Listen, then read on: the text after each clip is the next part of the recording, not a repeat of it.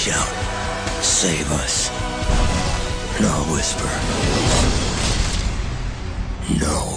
Last week we gave you an early review of Zack Snyder's adaptation of one of the most important graphic novels in American literature, Watchmen. Snyder mostly adheres to Alan Moore and Dave Gibbons' intricate, layered book. He maintains the novel's unique visual look and tone. It's 1985. Think of it sort of as a parallel America. Not the world we live in, but not so terribly different either. Richard Nixon is in his 5th term as president. The U.S. and Soviet Union are on the brink of nuclear holocaust. And until Nixon outlawed them in 1977, a loose-knit group of caped Avengers, the Watchmen, protect civilized society. But unlike Spider-Man and Superman, these heroes are mortal and very flawed. Rorschach thinks someone's hunting the Watchmen, huh? You think it's possible? I think statistically one murder doesn't equal a trend. Rorschach's a sociopath, Dan. I mean, so was the comedian. He was practically a Nazi. You know that better than anyone. You know, it's not really even enough to call them flawed. They are staggeringly antisocial, drunks, xenophobes, narcissists, murderers even. They represent the best and worst of ourselves. That's really what I took away from the novel. I'll concede the point is not made quite as effectively on film, where the book's philosophical intensity at times felt a bit hacky. How long can we keep this up?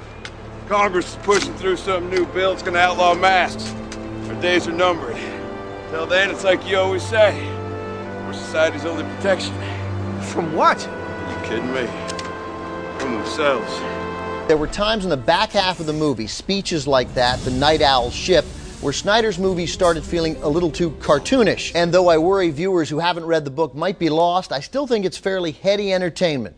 It's a cerebral, nuanced, big-budget affair, and in the end, I liked it. I think it's worth seeing. Yeah, I liked it a lot too, Ben, and I am familiar with the graphic novel. I had read it a few years back and revisited it recently preparing for this film, and I agree with you. I think if you're not familiar with the characters and the whole tone and style of Watchmen going into it, you might be lost. It's not like Spider-Man and Superman, which you mentioned, where if you haven't read the comics, you still know about Peter Parker and you know about Clark Kent because they are such figures in pop culture. Here, this is so cult that you have to sort of be familiar with it to enjoy it, and I think it's going to hurt it in the weeks to come at the box office. Yeah, I always like to, read source material, especially when it's something important like this ahead of time. I don't always do it, but here I actually wish I had, however that ship has sailed. Snyder does such a great job of staying true to the graphic novel, which is really important for these kinds of films because there are so many people out there who have read the novel numerous times and hold the characters so near and dear to them, and he really respects that as a filmmaker because he himself is a fan, and I think that shines through in the movie. A couple standout performances, Jeffrey Dean Morgan and Jackie Earle Haley, and a couple others that really didn't do it for me, like Malin Ackerman. I really thought Patrick Wilson was the big star here. I know you didn't like him as much, but I loved his sort of understated, reluctant superhero. Look, it's going to make a lot of money this weekend. I'll probably end up seeing it again just as a fan of film. It's fun to go see these movies opening weekend, but